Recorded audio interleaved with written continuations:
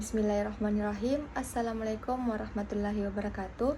Perkenalkan, nama saya Nurul Anissa, Dekan Ekornim 019 dari Prodi Manajemen Keuangan Syariah.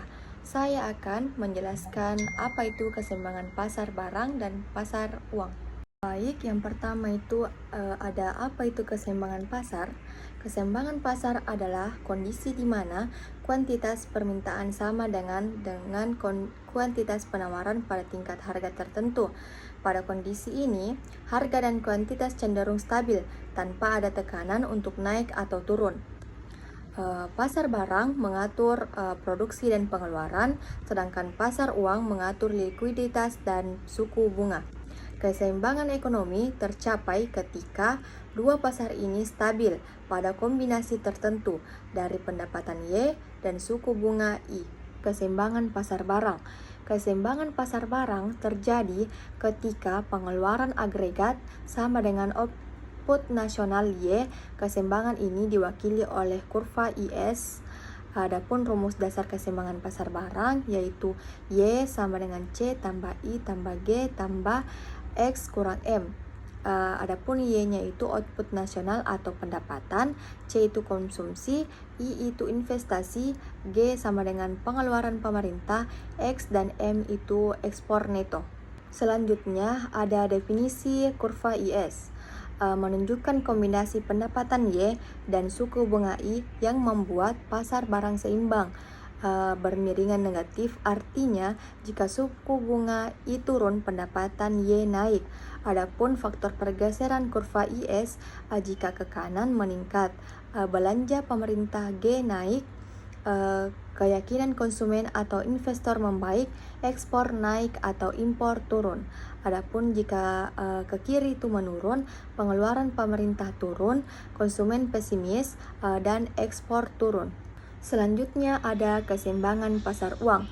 Pasar uang adalah tempat bertemunya permintaan uang oleh masyarakat dengan penawaran uang yang tersedia dari bank sentral.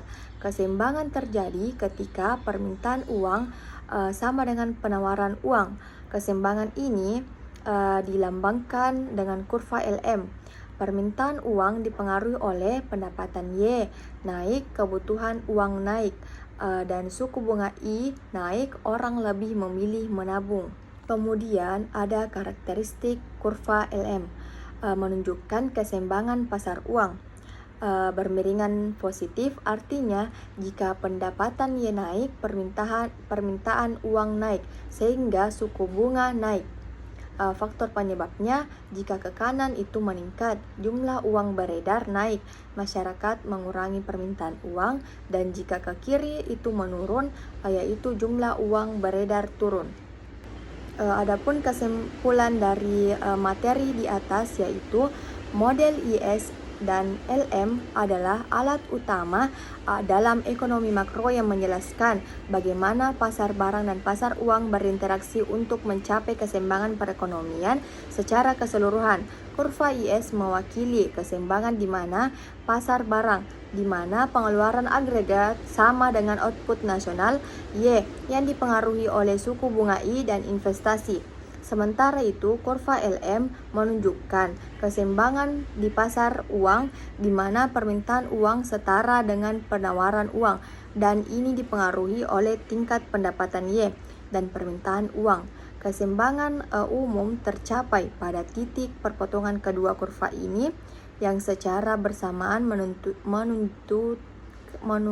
menentukan tingkat suku bunga dan pendapatan nasional yang stabil dalam jangka pendek.